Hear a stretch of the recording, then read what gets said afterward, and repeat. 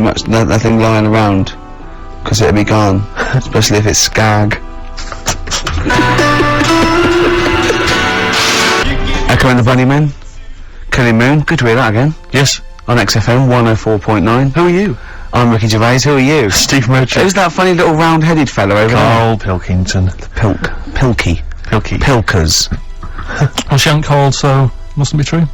I just didn't think we were, being disrespectful to her, because I both think she's a fine presenter, and I think she'd do very well on it. I think it's a good move as well. Yeah, but can you just say it's not forever? Isn't it? Well, I think she'll become more popular than us. And I think that'll be the end of us, to be honest. Well, she can string a sentence together. I think she'll get lots of PR and she goes out with Big Boy Slim. Big Boy Slim is, you know, a good DJ. He's a good DJ. And, is her name Zoe Slim now? Yeah. Right. And, you know, there will be nothing. 3 months, innit? She's taken over for. Is she getting paid the same as us? I don't know. We'll find out. I bet it's a hell of a lot more. I'll go mental. I bet it's good money. It's good work. I'll go mental. Yeah, well, there you go. What are you... I'm gonna have Saturdays off. What is she... Are you gonna present with her? Are you gonna come on and press the buttons? He's not allowed. No, I hope not, because, you know, you're our flipping boy, co-presenter. Yeah. You're like our little fella in a jar. Yeah. It's like that's what we should do with you over the 3 months. Keep it in a jar, and we can have it in alternate weeks. Like step-parents or whatever. Yeah, that'd be great, wouldn't it? Brilliant, just you can... me and Steve will fight for custody. Yeah, it'll be a big jar though, you can put stuff in there. You can have, it won't be like, full of water or vinegar or whatever they do. You won't become Pickled Carl. No. It'd be like an big air chamber, and you're sat there, and it'd be like a little, what would it be, an armchair or something? It'd be an armchair, and we'd have stuff in there, and we'd bring your girlfriend like once a week, and she'd go, and we put a blanket over the top so we wouldn't, you know, see anything. Like the Big Brother household. Exactly. Yeah. Now that's a hell of a documentary. Oh, that'd be amazing, wouldn't it? Carl in a jar. But anyway, that's what, so we're going away on the 4th of May for 12 weeks. It's a long time, isn't We it? were doing the second series of The Office, so we can't be around, I'm afraid. And Zoe Ball's standing in for us. And, that can't be right, she's not I don't think you can say standing in for us. Isn't that right? Taking over the show, I think, would be fair to say. I don't know, I can't say anything now, can you? I'm worried about that, just because he goes out with Big Boy Slim, you gotta be careful what you say. Yeah. Oh, you look upset. Are you starting to think that we're getting melancholy now, that you're just gonna sit at home? What are you gonna do every Saturday? Dunno. Go shopping. Let's sort out a jar. We've got to do the balloons before then as well. You've got to set you up in a balloon. Maybe you can set you up in a balloon and you come straight down into a big jar. Yeah. And then put a giant cork in straight away. yeah, and there's a big cheer. I'll tell you what we could do. We could set you adrift like Robinson Crusoe, set the ball and see where you end up. If you find me, yeah. Oh, you might go to an uninhabited island or something. I'll tell you something I learned in the week. Go on. Just reminded me there about going up in the air. Go on. Right, if cars could drive up, it'd only take an hour to get into space. Which is great. Going how fast?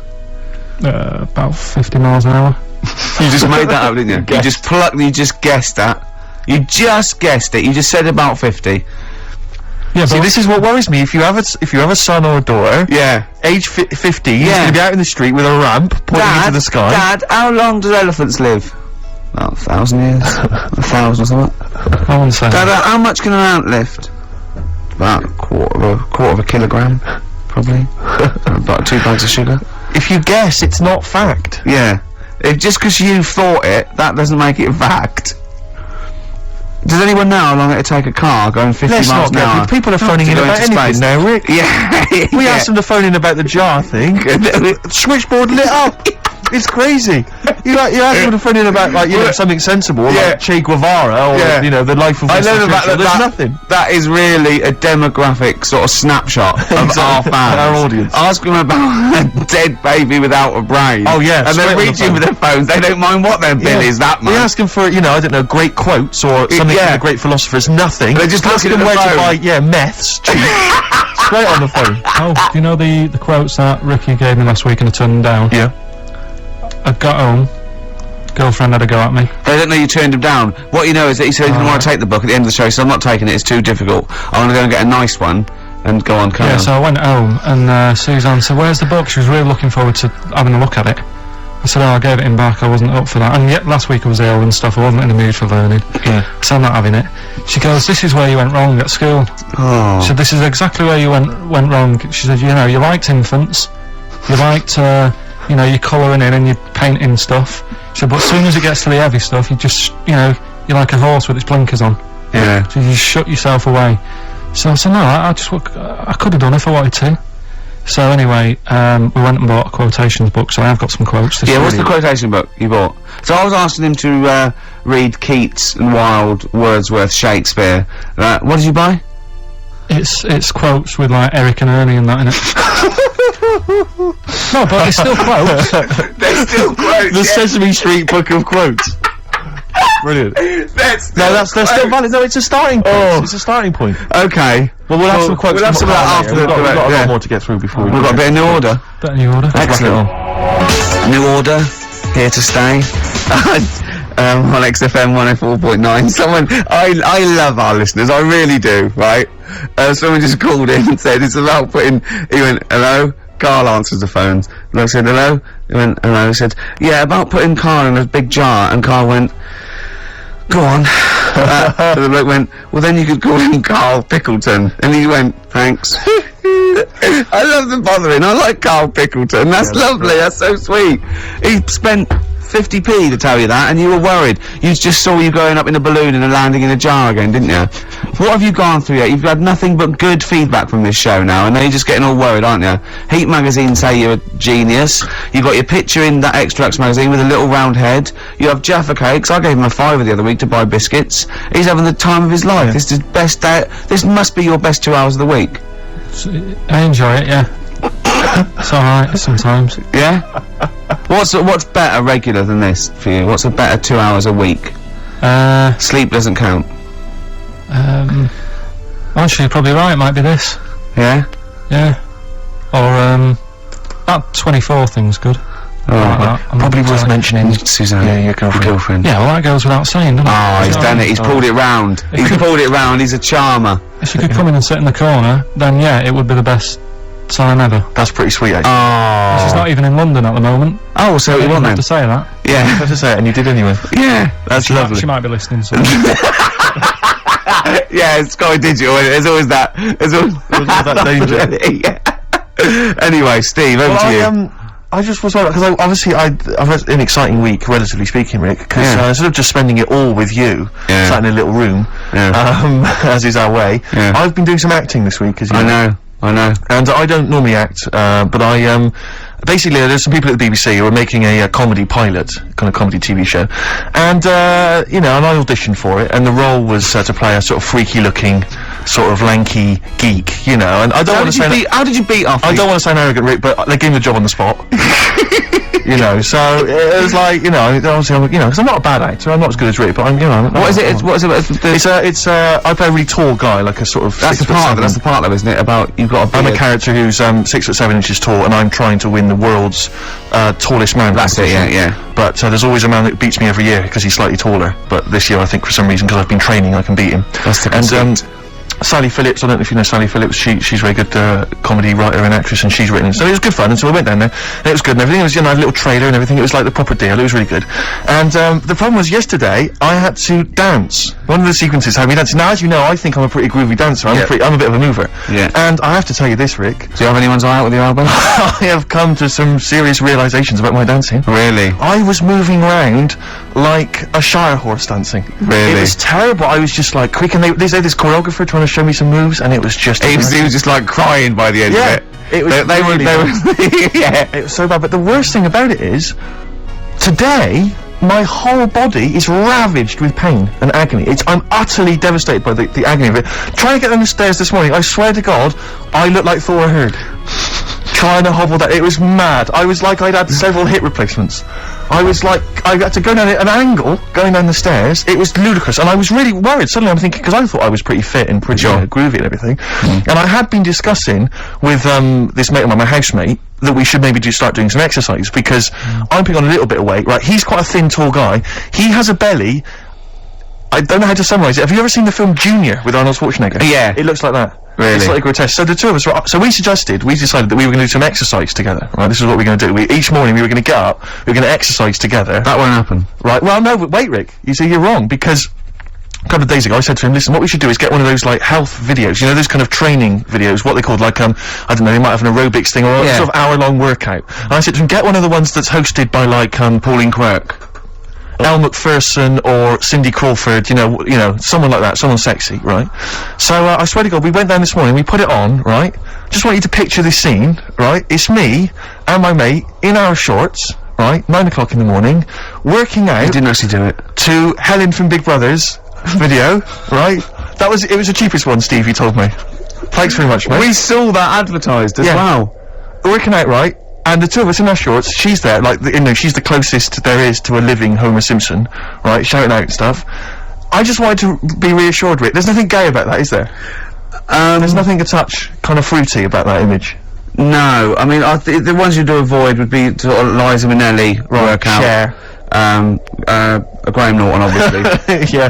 Del Winton. Gay Burn. Right, sure. He's not gay. No. But, I mean, the name's a little bit gay, isn't it? Yeah. So I think Helen from Big Brother, you're probably safe. Who else? I don't know what else to tell you, really. But I mean, because I know you've got a personal trainer, I'm obviously not in that kind of state, this kind of states at the moment, I don't have that kind of cash. No. But, you know, I'm obviously quite excited. What have I got to look forward to? Do I go through a my trainer, Pink Eric, we call him. I sort of box a little bit. But what I'm saying is, do you go through a pain barrier? No, I stop way before that. Right. And I sit down and have a beer.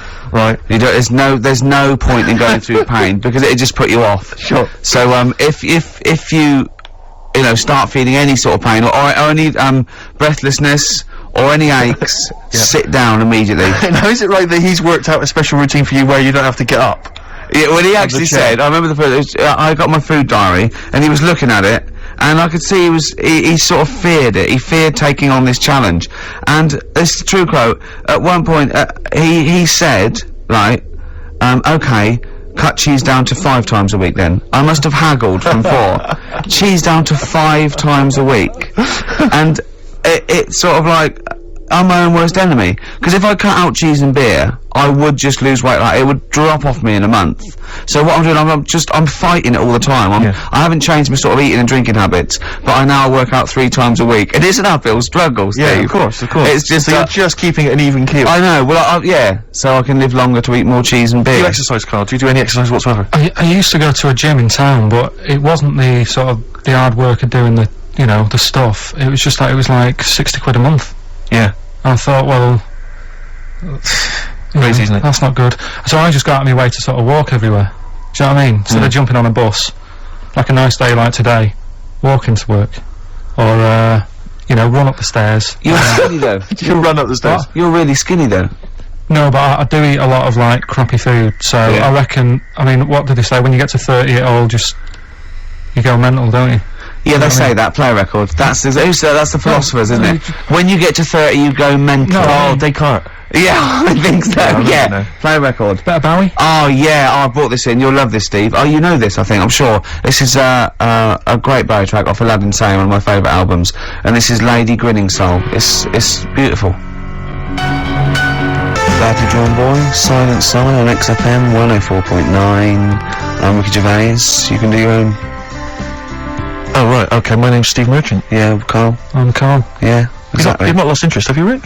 No, of course I haven't. Okay.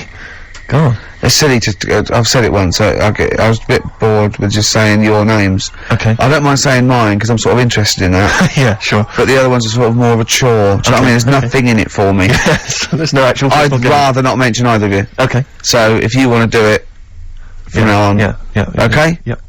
Okay. Well, listen, I've got, a bit of Nick Cave and the Bad Seeds. Actually, an album you introduced me to, and I'm gonna play, Into My Arms. Looking forward. And you know how beautiful that song is. That's true enough. Yeah.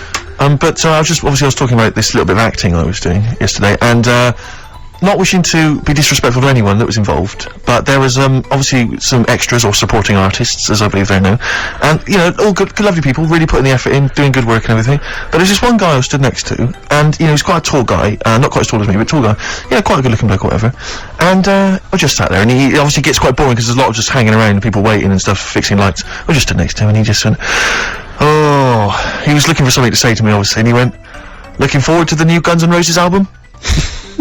And I went, I didn't realise there was one on the way, actually. He went, yeah, obviously they, Slash won't be in it, because obviously Slash is no longer with them, but, bloody a sweet child of mine, one of my favourites, just started singing some of the songs.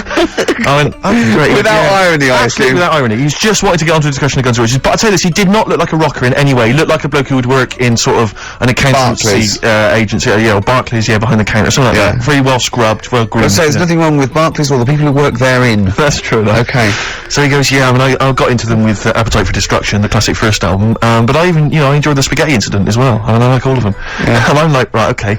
And he goes, I said to him, have you ever seen them live or anything? He went, I have not seen them live, no, but I was lucky enough to be at Donington, Monsters of Rock, and Slash's Snake Pit was playing, which was Slash's solo effort. Yeah. And he went, I've never been to those live gigs before, and I was down in the mosh pit. Oh man, I was down there, and I'll tell you this, have you been in the mosh pit? I went, oh, it's crazy down there, it's wild. A guy threw a punch at me, I punched him, knocked him straight out, they knocked me out, someone was this fight wearing off. Oh, it was amazing. I went, you're gonna go back? He went, no, I won't, because once you've done something like that, you can never repeat the experience, you know. I mean, everyone there was dressed in black. I think I was the only guy wearing a white t-shirt. I was like, okay, I could just imagine him tucked in as well. That's why I attacked him. Exactly. It's like ants. Yeah. They Slash himself. Yeah, there's a termite in the nest. Exactly. And they just turned on him. But so I'm going, okay, so do you go to gigs often? He went, no, I don't think I'm ever going to go to another rock gig. And I said to him, why? And he went, I don't think any gig I go to will be able to top the experience of seeing UB40 live. Do you know what I mean? And I almost did what you did. That's why I've never seen him live, because I don't want to end my life. But I almost laughed. I thought it was a joke. I thought he was making a joke, and I was about to laugh, and I realised he was deadly serious, and I went, UB40. Oh, good were they? He went, absolutely blinding. One of the most incredible live experiences I've ever seen. Did they do songs in a sort of mock reggae style? Apparently they 2 hours. And then he began to tell me which of his favourite. He went, I don't know if. I said, have they done anything recently or put anything out? He went, I don't think they're going to be able to top those classic albums, Bag of Riddim and Rat in the Kitchen. I remember once when I went to sign on. Okay, and I don't know what year it was, must have been like 1979 or something, and I left school, and tell me if I'm wrong if it wasn't out then, but this bloke was at the back with sort of like a ghetto blaster, and he was playing 1 in 10, right, obviously making a point. He was in the dole office. Everyone ignored him, and when it finished playing, he turned it down.